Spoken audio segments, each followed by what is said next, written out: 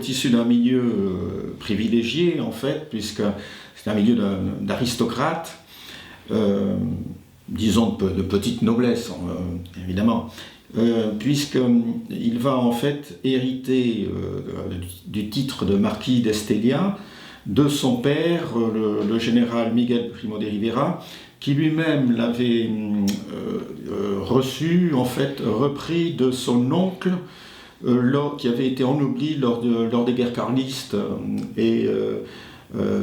en participant aux guerres carlistes du côté de la branche libérale, et non pas du côté de la branche traditionnaliste carliste.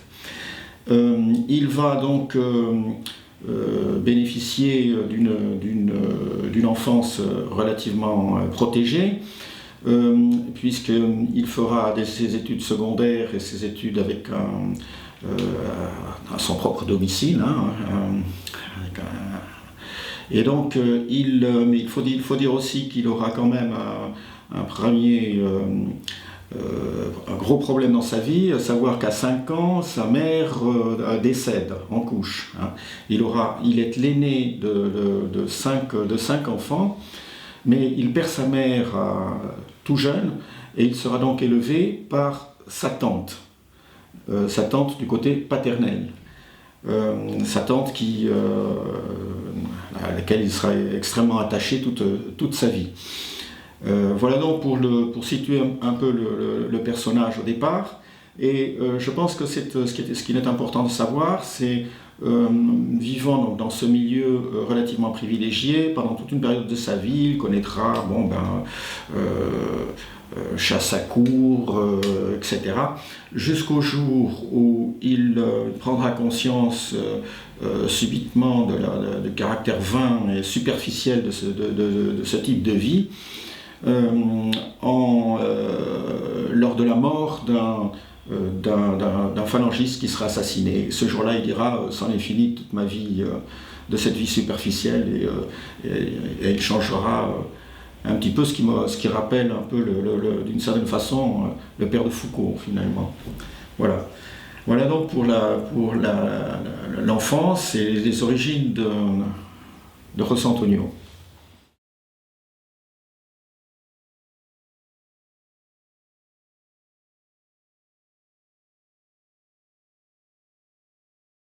Oui, le général Miguel Primo de Rivera sera donc le dictateur d'Espagne de 1923 à 1930.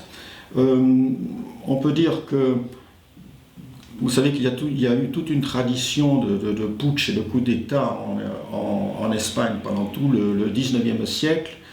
Et on peut dire d'ailleurs des coups d'État qui étaient faits généralement par des libéraux, et on en compte vraiment des dizaines.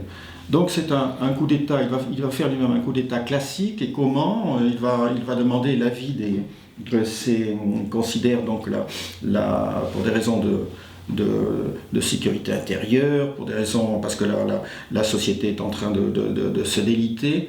Donc il va demander évidemment l'avis des autres militaires, des autres généraux, et à partir de la Catalogne, où il est l'autorité suprême en tant que général, il va donc déclencher ce coup d'État avec l'accord des autres militaires et l'accord du roi Alphonse XIII aussi, puisqu'à lui il semblerait qu'Alphonse XIII ait même voulu lui-même, à un moment donné, ait décidé de suspendre lui-même la Constitution. Puis il a reculé et il a trouvé donc un allié à ce moment-là, dans le général Miguel Primo de Rivera, donc, qui a fait ce coup d'État, qui a suspendu la Constitution, et qui ensuite a eu une dictature finalement conservatrice, mais comme on disait dans le code civil d'autrefois, on parlait du bon père de famille, et c'était finalement un peu ça, c'est-à-dire une dictature pas du tout sanglante. Il a réussi à relancer l'économie. Le niveau de vie moyen s'est amélioré dans toute l'Espagne, y compris dans les couches les plus défavorisées. Mais il a aussi réussi à terminer la guerre au Maroc, puisqu'à ce moment-là, les Français et les Espagnols avaient été présents. Donc, c'était l'époque donc, de la lutte contre Abdelkrim, et les Français ont finalement accepté donc, de négocier avec les Espagnols, ont négocié une intervention, et le général Primo de Rivera a dirigé lui-même le débarquement et l'intervention en Afrique, et ça s'est bien passé. Alors c'est quand même un détail intéressant, c'est que jusqu'alors il avait toujours été contre l'intervention en Afrique, et donc contre toute colonisation et contre tout protectorat. Mais là il change d'avis, et vraisemblablement parce que les militaires avaient besoin de possibilités de promotion, et refusaient, alors qu'il était à la tête de l'État, refuser ce type d'intervention. Il aurait pu se mettre l'ensemble des militaires contre lui. Donc voilà, alors après auréolé de ce succès, ma foi, son régime est renforcé. Il a aussi l'habileté, il lutte contre les courants anarchistes qui avaient fait tout un bon nombre d'attentats avant son arrivée au pouvoir. Il lutte contre les anarchistes, mais il obtient le soutien des socialistes. Et les socialistes même peuvent participer non pas au gouvernement, mais enfin dans les structures de l'État, on les retrouve même, voire même au Conseil d'État, puisque Largo Caballero, qui sera plus tard à la tête du Parti socialiste, était, on peut dire, bénéficier d'un statut relativement privilégié sous la dictature de Miguel Primo de Rivera. Au final, que va-t-il se passer? Il va perdre d'abord l'appui de tous les intellectuels, ce qui va d'ailleurs marquer beaucoup José Antonio, et il sent bien qu'il perd de plus en plus ses appuis, et il demande donc aux autres généraux s'ils sont d'accord pour lui renouveler encore leur confiance. Il n'obtient aucun résultat, et à ce moment-là, il donne sa démission au roi, et il quitte immédiatement, il émigre en France, et il va mourir 6 semaines après avoir abandonné le pouvoir dans un obscur petit hôtel de Paris.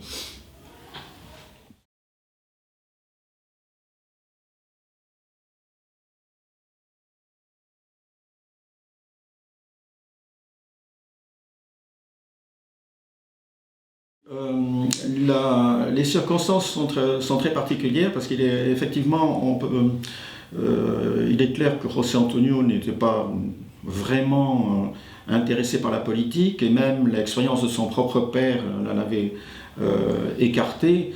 Il était d'ailleurs lui-même, on sait qu'il était très critique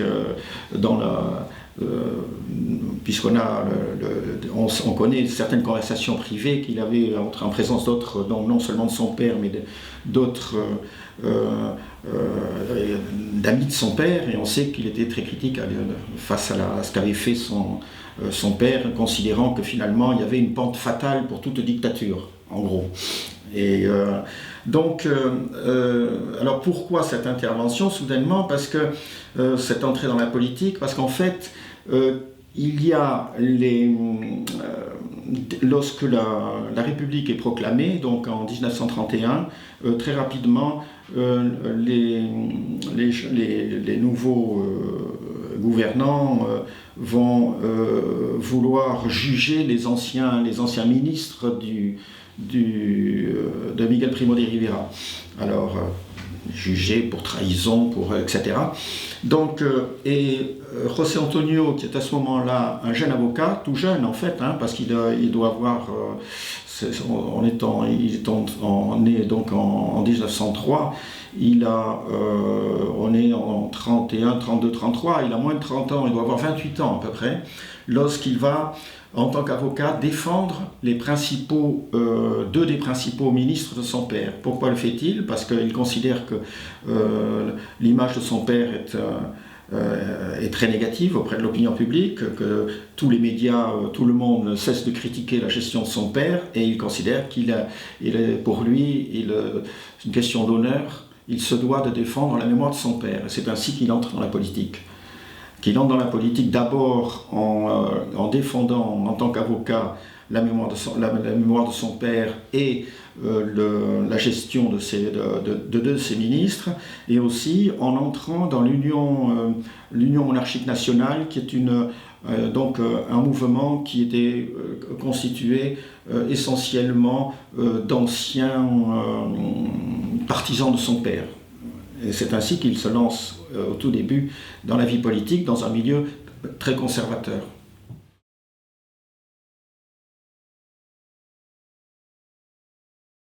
À la fin de l'année 1930, alors que la monarchie est encore en place, il y a un coup d'État à nouveau, mais qui est fait par des républicains, et qui n'aboutit que finalement qui n'arrive pas à faire tomber la monarchie.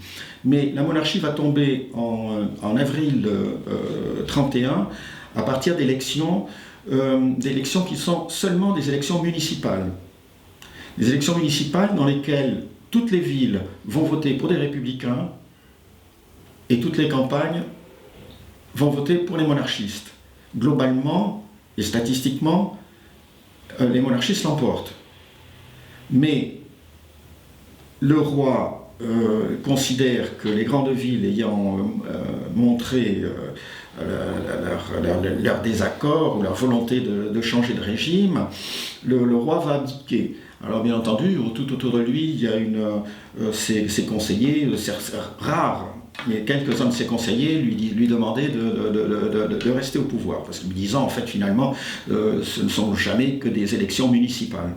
Donc la République est proclamée, notamment avec, il faut savoir que le chef de la garde civile, le général Sanjurjo, qui ensuite essaiera de se soulever contre la République, mais à ce moment-là, il dit aux républicains: je remets mon épée à votre service, aux leaders républicains.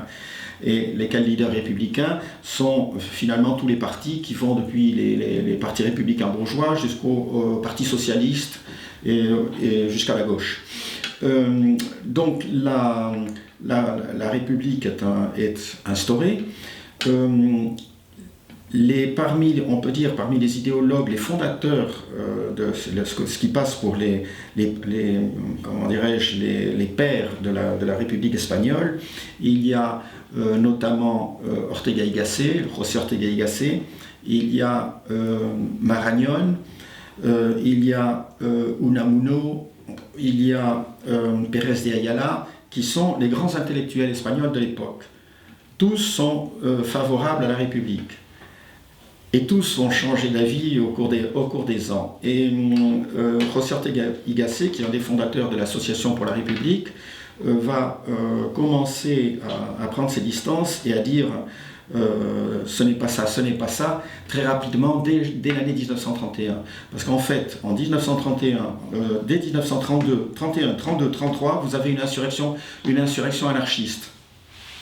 31, 32, 33, insurrection anarchiste. 1934, insurrection socialiste. Laquelle insurrection socialiste sera minorée ensuite par énormément d'historiens en disant non, finalement c'est jamais les Asturies qui se sont soulevés avec les anarchistes, etc. Mais en réalité, c'est un soulèvement socialiste dans toute l'Espagne, à telle enseigne que dès les années 40, Salvador de Madariaga, un exilé libéral, antifranquiste, dira que la gauche a perdu toute crédibilité et en 1934, et elle a perdu l'ombre de crédibilité morale avec ce soulèvement en 1934, et qu'elle ne peut donc pas critiqué le soulèvement de droite en 1936. Bien, ça pour vous donner une idée. Ensuite, en 1932, vous avez aussi à droite un petit mouvement de droite, enfin un petit groupe de militaires qui eux aussi vont essayer de se soulever en 1932. On est donc dans une situation où, à l'évidence, la démocratie ne fonctionne pas, ou fonctionne très mal. Les vrais démocrates, on va de plus en plus les chercher. Les socialistes, la conception de la démocratie chez les socialistes, évidemment, c'est eux, ils veulent instaurer l'État socialiste. Ils le disent clairement à partir de 1933, ils recherchent véritablement, ils veulent, enfin leur leader, même Largo Caballero finira par dire tout simplement entre les communistes, je ne comprends pas quel est le problème entre les communistes et nous, il n'y a aucune différence.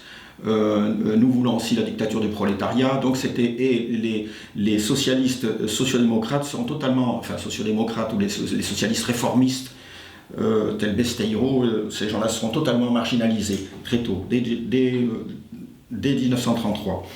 Donc, voilà. Alors, à droite, finalement, on peut dire que, et non seulement à gauche, les petits partis bourgeois, Hassania, qui sera plus tard le Kerensky espagnol, qui est la figure, finalement, de la démocratie libérale, de la démocratie bourgeoise, bien, dit, écoutez, pour moi, il cite Saint-Just, disant... pour moi, ma conception, c'est pas de liberté pour les ennemis de la liberté, donc je défends la démocratie, mais c'est sa démocratie à lui. Il est évident que du côté, il faut aussi savoir que du côté de la droite conservatrice et démocrate chrétienne, ils seront respectueux de la légalité, mais eux, jusqu'en 1936. Jusqu'en février 1936. Après, non. Restent les partis radicaux qui ont une influence considérable au départ, qui sont nourris de francs-maçons, et eux seront certainement ceux qui vont défendre le plus la démocratie libérale le plus longtemps, mais après des affaires de corruption, ils vont être totalement déconsidérés et ils deviendront un petit parti marginal. Donc, tout cela pour dire que je ne parle pas ensuite des anarchistes qui constituent un mouvement considérable, hein, avec peut-être 500 000 ou 800 000 adhérents, et quant au Parti socialiste largement bolchevisé qui fait entre 1 500 000 adhérents peut-être. Donc, et à ce moment-là, on est à des années-lumière du socialisme que l'on peut imaginer tel qu'il existe aujourd'hui. Donc, je pense que ce contexte est indispensable si vous voulez comprendre pourquoi, finalement, José Antonio prend des positions révolutionnaires et considère qu'il n'y a pas d'autre façon. Son objectif, à lui aussi, son rêve, c'est d'obtenir, il rêve d'unité, il rêve de coexistence démocratique, hein, parce qu'il n'est pas antidémocrate, comme on dit, on le répète. Il considère au contraire que la démocratie, il le dit très jeune, c'est l'horizon vers lequel il faut tendre. Donc, voilà pour ce contexte.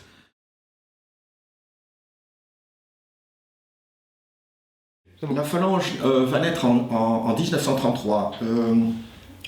Il faut savoir qu'à cette époque, José Antonio a les yeux fixés sur ce qui se passe en Italie. Le fascisme italien l'intéresse, et l'intéresse d'autant plus qu'on le comprend, parce que c'est quand même l'époque où, dans toute l'Europe, les gouvernants européens étaient nombreux à fixer leur regard sur l'Italie et sur le système fasciste italien.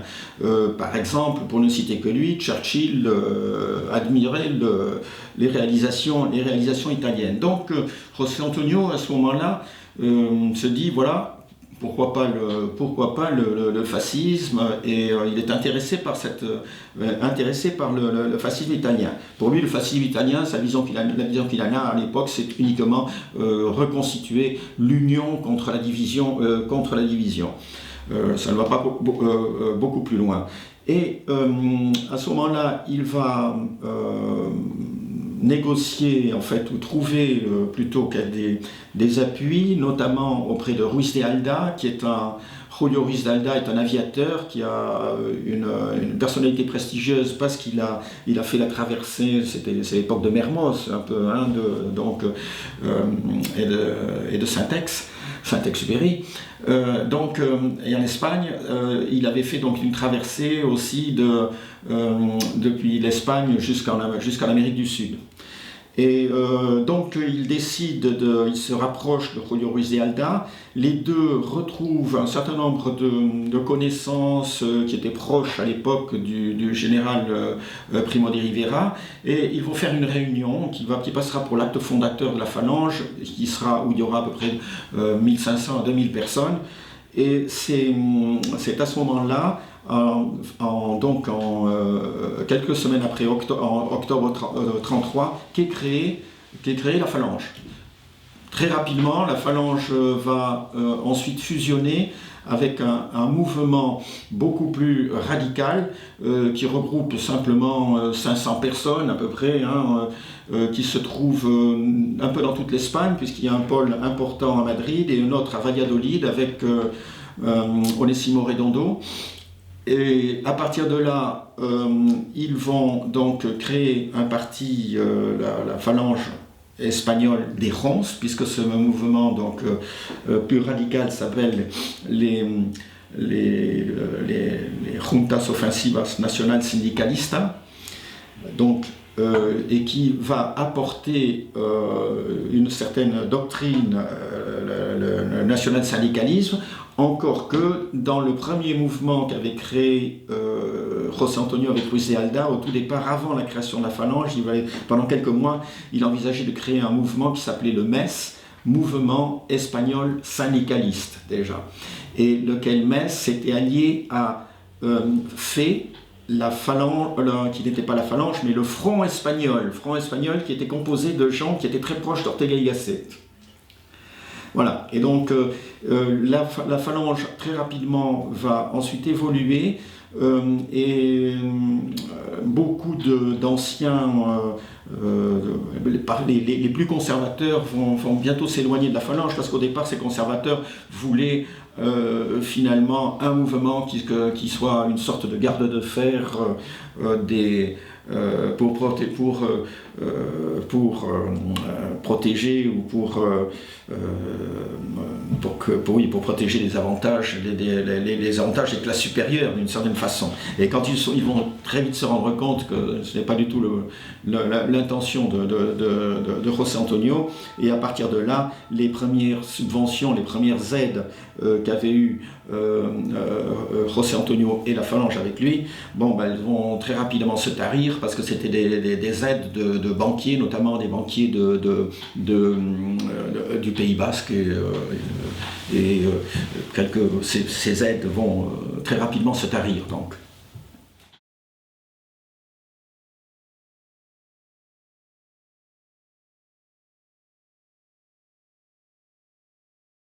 Il va faire du libéralisme politique la même critique, la critique que l'on fait, qui est courante dans l'entre-deux-guerres, et que l'on retrouve surtout chez les non-conformistes des années 30 en France, ou bien en Irlande,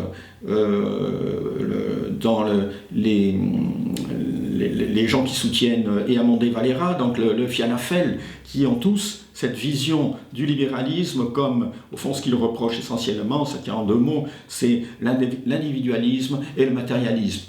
Hein. Donc, d'où une critique du modèle démocratico-libéral, dans la mesure où il considère qu'il est aux mains d'une oligarchie. Et donc il y a cette volonté, on retrouve aussi, comme chez tous ces grands penseurs, et finalement des penseurs qui vont au-delà du simple au-delà des années 30 même, hein, parce qu'il y a, comme vous le savez, déjà au 19e siècle, avec tout le premier légitimisme social, il y avait une volonté de synthèse. Il y a eu une volonté de synthèse que l'on a retrouvée en France avec le bonapartisme, le boulangisme. Il faudrait citer aussi tout le courant anarcho-syndicaliste qui est aussi présent en Espagne, et à telle enseigne qu'à un moment donné, José Antonio se rapprochera aussi, aura des liens avec les anarchistes un petit peu. On retrouvera finalement les mêmes rapports ou les mêmes relations qui ont été nouées en France par Barrès avec la cocarde, ou bien Maurras et Proudhon, ou Maurras plutôt et Sorel dans le cercle Proudhon. Voilà, donc on va retrouver en fait un peu ces mêmes tendances qui cherchent au fond à synthétiser les valeurs de justice sociale, et de concilier ces valeurs de justice sociale avec des valeurs patriotes et nationales, mais en insistant beaucoup chez José Antonio chez l'aspect spirituel, parce que l'esprit finalement, il considère que l'homme est essentiellement un être porteur de valeurs éternelles, et donc pour lui la dignité de l'homme est un élément essentiel, et finalement il y a toute l'éthique chrétienne que l'on retrouve chez José Antonio, et qui va faire la différence.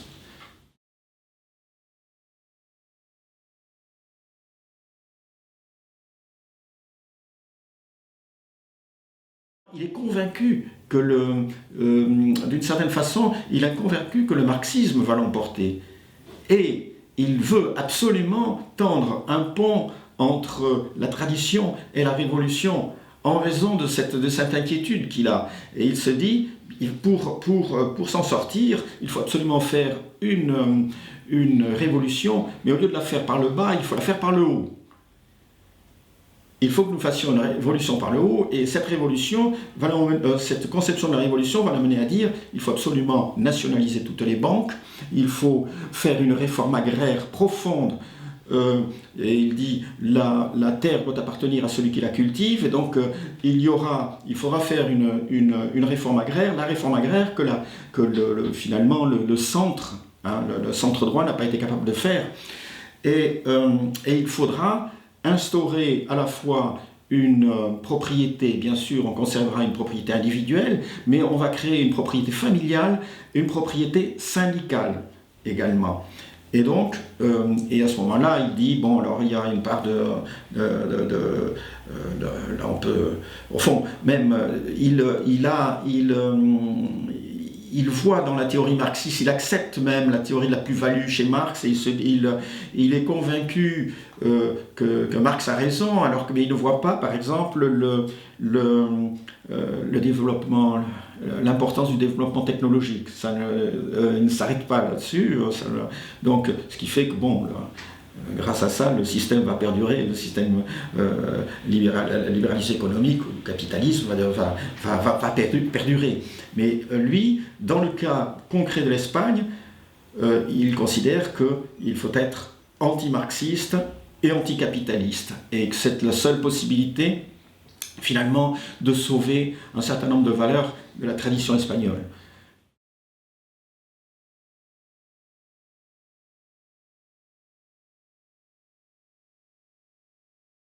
Non, absolument pas. Ce n'est pas une doctrine de droite. Et en fait, il faut quand même savoir que José Antonio va être extrêmement critiqué dans toute la droite. Il va être perçu comme un national-bolchevique. Et alors qu'il était en 1933, il a été élu donc au Parlement, et il défend ses idées, mais sachez que par exemple à un moment donné, on va vouloir, la gauche va vouloir, pardon, ce n'est pas la gauche à ce moment-là, c'était le centre droit, va vouloir lui retirer son immunité parlementaire pour le juger, et que va-t-il se passer? Eh bien, il trouvera quelques députés pour voter contre et pour voter en sa faveur. Ce seront quelques députés traditionalistes, la majorité des députés carlistes traditionalistes, quelques députés monarchistes libéraux et des députés ensuite socialistes. Mais donc c'est un point intéressant à souligner. Sachez encore que dans la presse de l'époque, on critiquait José Antonio en disant qu'il représentait le fascisme, mais la droite se moquait de lui en disant ce n'est pas du fascisme, c'est du franciscanisme, et appelait son mouvement phalange espagnole funéraire espagnol. Funeraria espagnola, pompe funèbre, donc en espagnol ça serait funeraria. Je fais un hispanisme. Ce qui veut dire que la position de José Antonio était quand même très délicate face aux droites en général, qui bien sûr lui reprochaient de jouer le rôle de la mouche du coche en fait, parce qu'il critiquait au Parlement constamment l'incapacité des conservateurs et des radicaux à mener à bien une réforme agraire indispensable, qu'il considérait indispensable à l'époque en Espagne. Et donc, rien que pour cela, il était gênant. C'était quelqu'un de gênant parce qu'il était finalement ailleurs. Il se voulait, on dirait, ni de droite ni de gauche, mais en réalité, pour mieux dire, simultanément de droite et de gauche, ce qui véritablement lui attirait des inimitiés automatiquement tant à droite qu'à gauche. Donc on ne peut pas dire, encore une fois, on voit mal comment que l'on puisse dire de quelqu'un qui souhaitait la nationalisation des banques et l'instauration d'une propriété syndicale, que l'on puisse dire qu'il avait une idéologie de droite.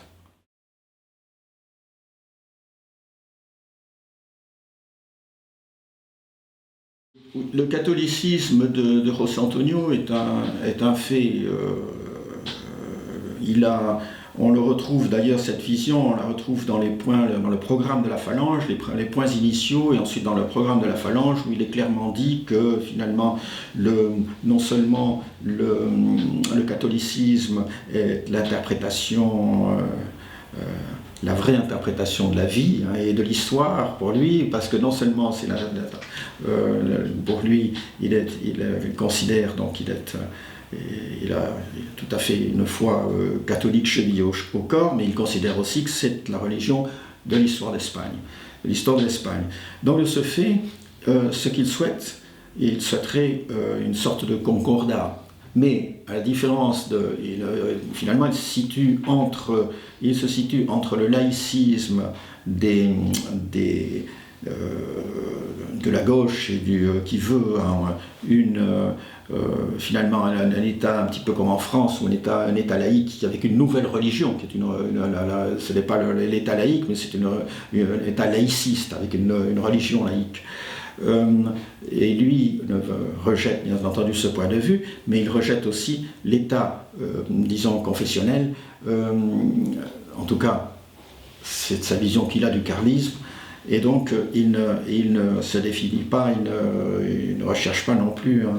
Mais en revanche, il voudrait que l'éthique chrétienne influence les structures de l'État. C'est ça son idée finalement, il considère que, parce qu'à la limite c'est un peu l'idée, si le gouvernant est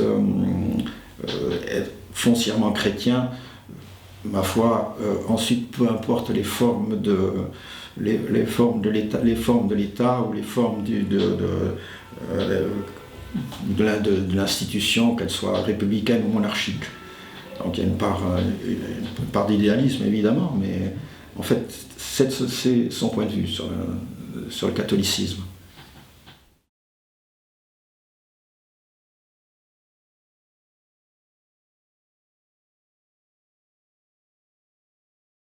Je pense que c'est une question clé. Il est évident qu'aujourd'hui, pour euh, tous les néolibéraux, tous les néosocialistes, toute la gauche et la droite en général, on lui met systématiquement l'étiquette de fasciste et même de totalitariste, voire de violent. Mais moi, j'avoue que je n'ai jamais partagé cette thèse. Du moins depuis que j'ai lu les œuvres, les articles et les discours de José Antonio, et depuis que je me suis penché donc sur que j'ai étudié sa vie, non seulement sa biographie, puis ses œuvres, ses travaux.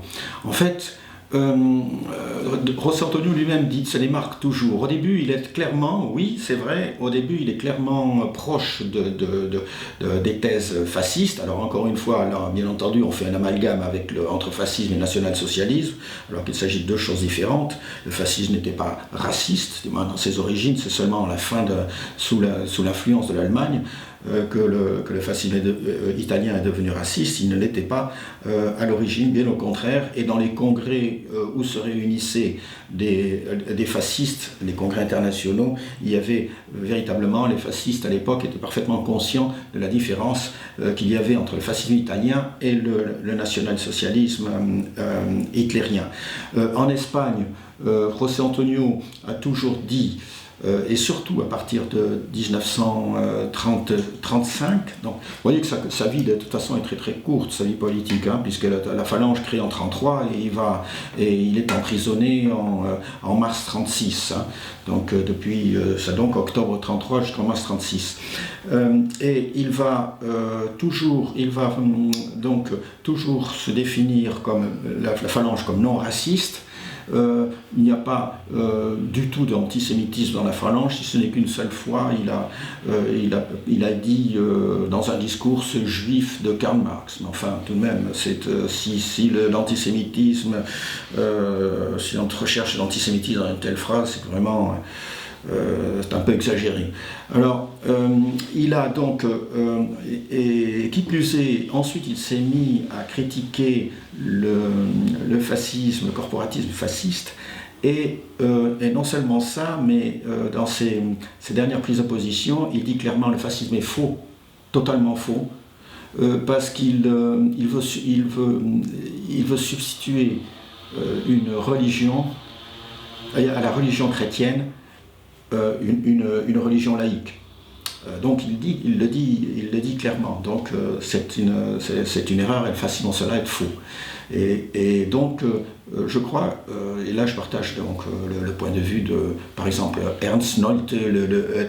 Je suis d'accord avec Ernst Nolte, je suis d'accord avec Alain Guy, qui est certainement le plus grand historien de la philosophie espagnole que l'on ait eu en France. Et qui dit non, la spécificité de José Antonio en cela, c'est le catholicisme, et il est évident qu'on ne peut pas, avec les présupposés chrétiens ou catholiques qu'il a, on ne peut pas l'assimiler à l'hégélianisme fasciste ou au social-darwinisme ou au bioracialisme, encore moins au bioracialisme national-socialiste. Donc pour moi, la question est claire, et je pense que c'est un point de vue qui est beaucoup plus profond et beaucoup plus important que le simple fait qu'il ait été antiparlementaire. Par exemple, l'antiparlementarisme, on le retrouve, je le disais tout à l'heure, on le trouve dans le gaullisme aussi, et qu'il ait été partisan qu'il ait été anti-marxiste et anti-libéral. Alors si réduire le fascisme, c'est l'anti-marxisme, l'antilibéralisme, s'il n'y a pas d'autre option, ça évidemment, mais c'est un peu grossier, un peu simpliste en fait. Donc c'est à ce compte-là, les personnalistes chrétiens Maritain, Mounier auraient été fascistes,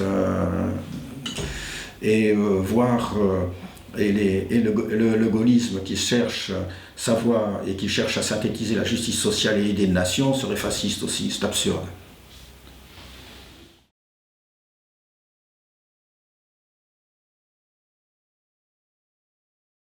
Comme vous le savez, le corporatisme a marqué des générations de catholiques, et notamment, on sait par exemple, les Anglais, Belloc, Chesterton parlaient de distributionnisme, et puis en fait, en France, on a connu Gaëtan Pirou, enfin je ne sais plus, les noms viennent. Il y a eu toute une série de générations de corporatistes. Alors là, il faudrait distinguer le corporatisme politique du corporatisme économique aussi, bien. Mais je pense que chez José Antonio, le corporatisme l'a intéressé au début de ses activités politique, et puis petit à petit il s'en est détaché, en finissant par dire le corporatisme fasciste, par exemple, est un buñuelo de viento. Donc buñuelo, on pourrait dire, c'est quelque chose en français, je ne vois pas comment on pourrait traduire. Un buñuelo, c'est un beignet, mais c'est quelque chose qui est plein de vent à l'intérieur, c'est tout, qui n'a pas vraiment de consistance. Et surtout, mais là encore, il faudrait définir ce qu'est le corporatisme. Le corporatisme fasciste, un corporatisme d'État. Le corporatisme catholique n'est pas un corporatisme d'État comme le corporatisme fasciste. Mais José Antonio, lui, envisageait une société, il disait non, je ne voudrais pas, comme le corporatisme qu'a connu mon père sous sa dictature, avec des comités paritaires finalement. Non, moi je voudrais un syndicalisme, il souhaitait un syndicalisme par branche de production, et où ouvriers et patrons se seraient retrouvés.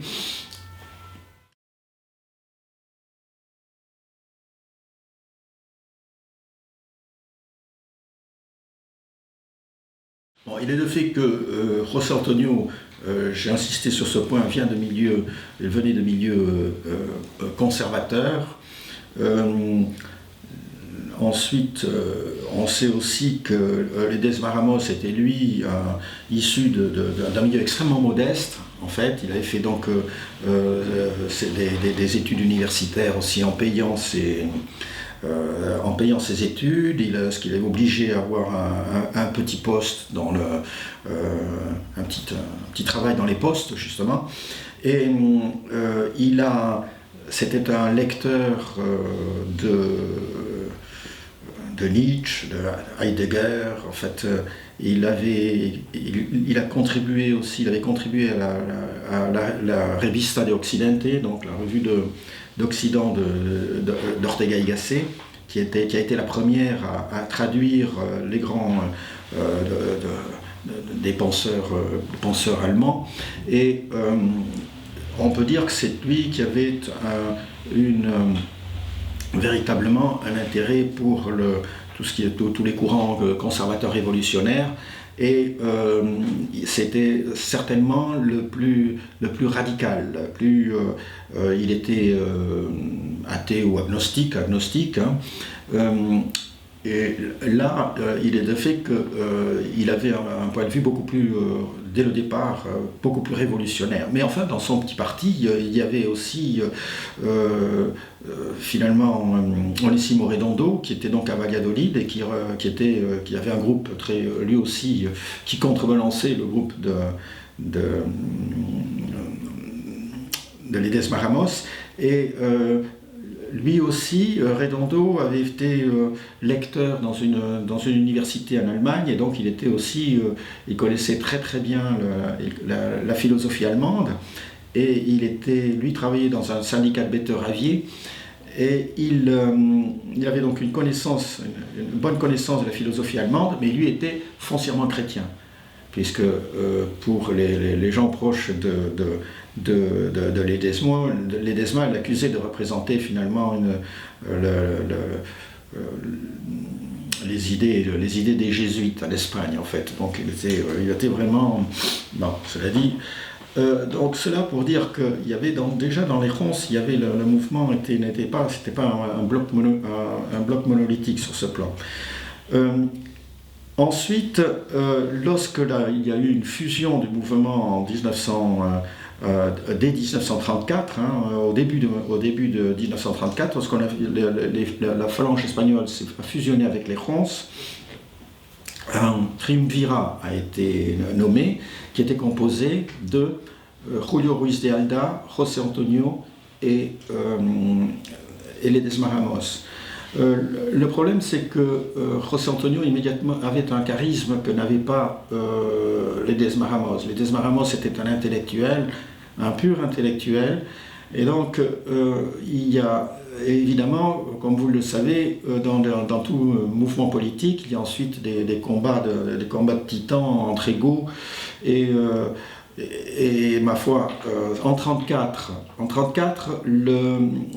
en plein soulèvement socialiste, le Conseil national de la Phalange a été réuni, et puis ils ont décidé qu'on ne pouvait pas rester avec un triumvirat, qu'il fallait absolument élire un chef, et ma foi, José Antonio a été élu chef. José Antonio a été élu chef, et avec l'accord de Ledesma Ramos. Mais très rapidement, ensuite, Ledesma Ramos a critiqué José Antonio, disant que sur le plan qu'il n'était pas assez... Finalement, Ledesma Ramos souhaitait une révolution par le bas, et José Antonio une révolution par le haut, finalement. Et donc, il lui reprochait de ne pas être assez révolutionnaire. Et au fond, ce qui était assez étonnant, c'est que lorsque Ledesma Ramos a été expulsé de la Phalange, c'est là que José Antonio s'est radicalisé. Et c'est à ce moment-là que José Antonio a fait ses discours les plus révolutionnaires, donc à partir de 1935, les plus révolutionnaires sur le plan de la justice sociale.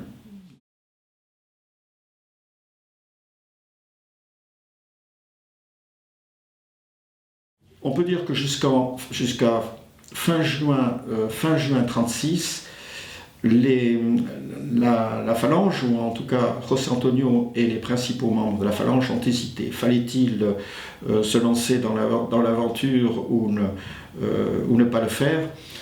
Et donc les instances, la direction de la Phalange était très très divisée sur ce point. Et finalement, il semblerait que José Antonio ait fait plancher la balance en disant non, maintenant la situation est telle qu'il n'y a pas d'autre option.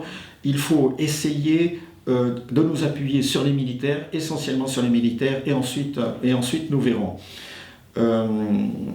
Alors, sachez qu'au mois de septembre, il y aura à peu près 150 000 phalangistes, en septembre 1936, et qu'en 1942, avec la Phalange de Franco, il y aura 1 200 000 militants. Donc vous voyez la différence entre le petit parti que connaissait, que dirigeait José Antonio, et ce qui est devenu la Phalange au lendemain du soulèvement, et surtout après la fusion de tous les partis de droite dans la Phalange traditionnaliste qui a été faite en 1937.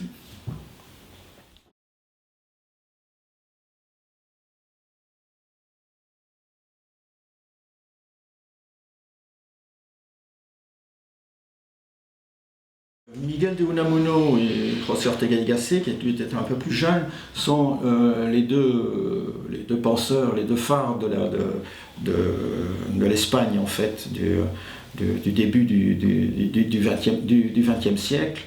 Et ce qui est intéressant, c'est que justement, alors que les deux ont influencé énormément, sont certainement les auteurs qui ont été les plus lus, et les plus lus par les conservateurs libéraux, par les républicains, mais également par tous les jeunes cadres de la Phalange. Au fond, les jeunes cadres de la Phalange appréciaient particulièrement España Invertebrada, c'était l'Espagne invertébrée, un des livres de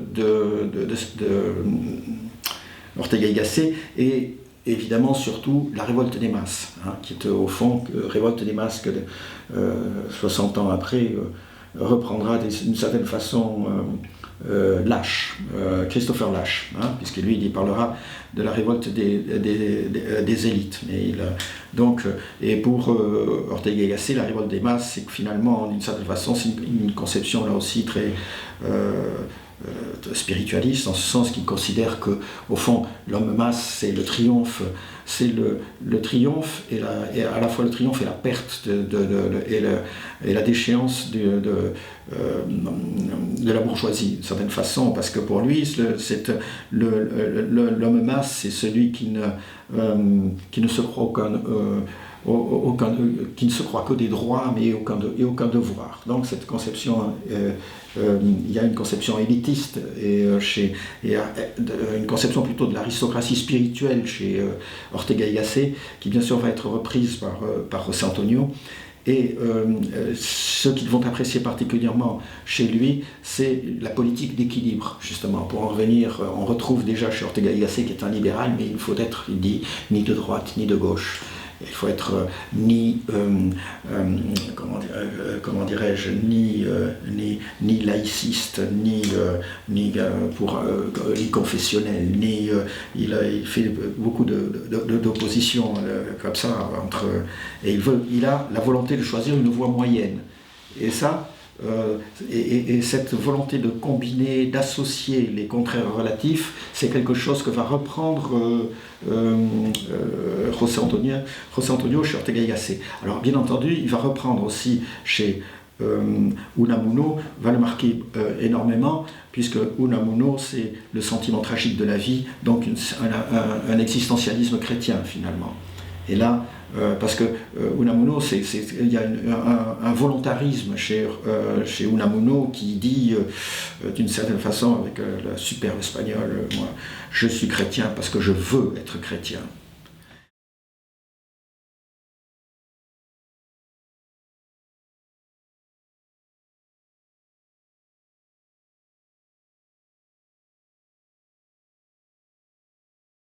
Lorsque la guerre d'Espagne, la guerre civile éclate, nous disons la guerre d'Espagne, les Espagnols disent évidemment la guerre civile.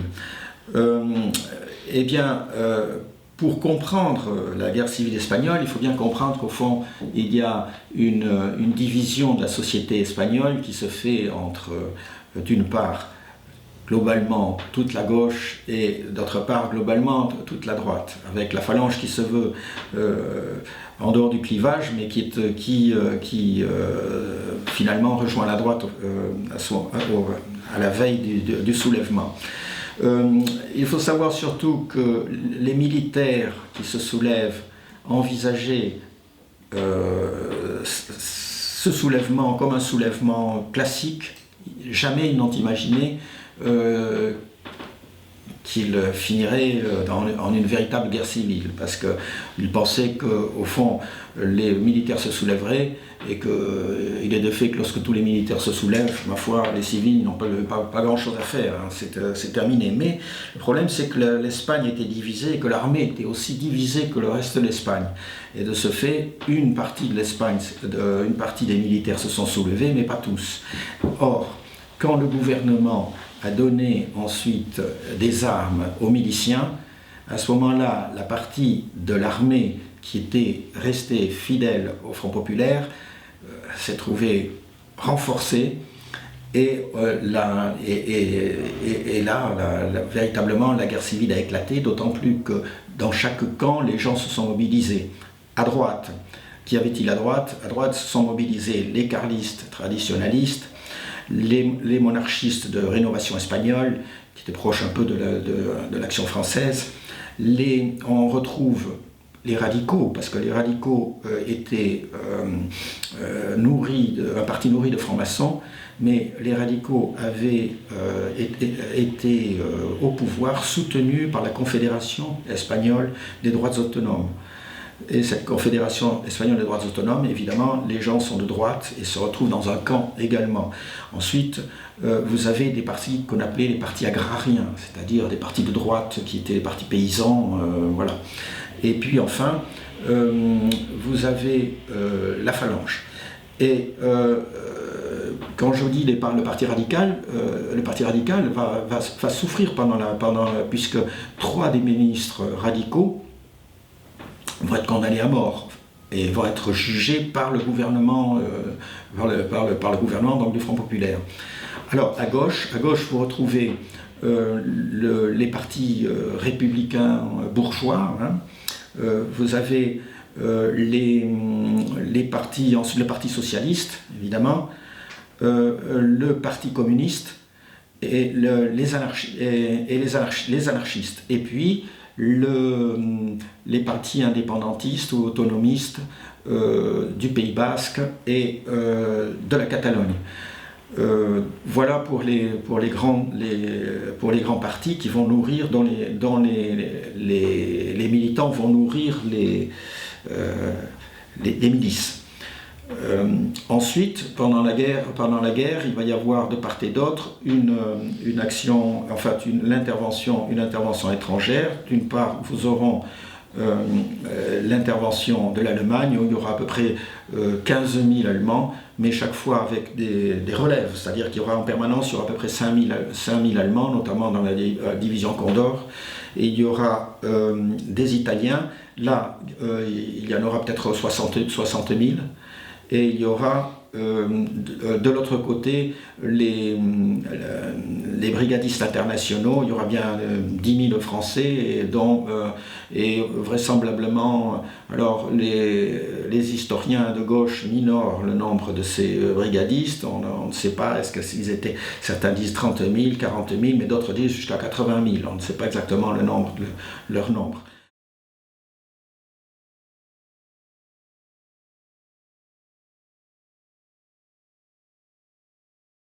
Alors, la division Assoul, c'est une division d'infanterie. En fait, dans la psychologie des Espagnols, donc du camp qui était le camp des vainqueurs, le camp qui là, à partir de 1941, était le camp clairement franquiste. On pourrait parler de camp franquiste, puisque Franco était désormais à la tête de l'État. Ce camp, cette division, au fond, je disais dans la psychologie des Espagnols, c'était maintenant nous allons vous rendre la monnaie de la pièce. C'était essentiellement de l'anticommunisme.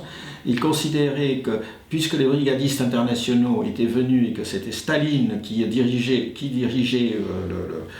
cette intervention, eh bien, nous allons vous rendre la monnaie de la pièce, de sorte que dans le point de vue franquiste, c'était les Allemands combattre avec les Allemands sur le front de l'Est et combattre dans le camp anticommuniste, oui. Combattre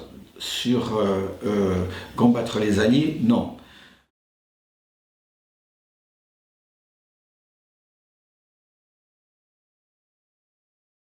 Ce qui est clair, c'est que Franco n'a jamais été phalangiste. Je pense que Franco c'était un général conservateur, au départ extrêmement prudent, ce qui fait qu'il a attendu très tard avant de s'impliquer dans les complots et puis de se lancer dans l'aventure. Mais comme c'était quand même un chef de guerre avant tout, donc un légionnaire, de sorte que lorsqu'il se lançait, la décision, il prenait très très lentement sa décision, mais une fois que la décision a été prise, il ne revenait plus en arrière, plus jamais. C'était un principe chez lui.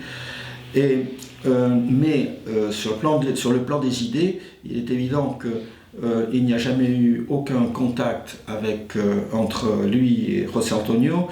José Antonio, plutôt, ils se sont vus une fois lors d'un mariage, mais il n'y a jamais eu de discussion sérieuse en profondeur sur le plan idéologique, sur le plan des idées entre eux. Franco était donc un militaire qui est très discipliné jusqu'en juillet 1936, et qui était au fond qui défendait la monarchie libérale. Hein. Il était donc les idées sociales et de la phalange